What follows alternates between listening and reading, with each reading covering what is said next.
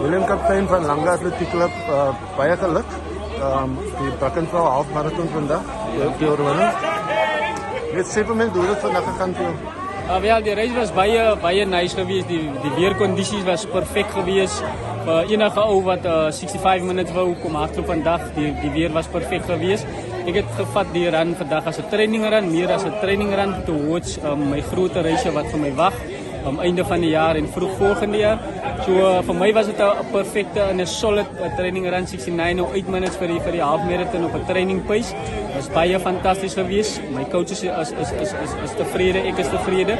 So nou kyk ons weer vorentoe vir so 2 weke gaan ons 'n 10 kilometertjie doen en kyk hoe ons daar doen en dan so werk ons na die groter wedlope toe, maar die myn doel vir die jaar is 2022 is om vir my terug te kry in die sport en dit is nogal so 'n bietjie tricky vir die afgelope paar maande, maar dit lyk of ek dit gaan maak en ek meen as jy reise wen soos vandag se wedloop, dit boost man net jou self-confidence dag toe en dit kan jou net verder en verder vat.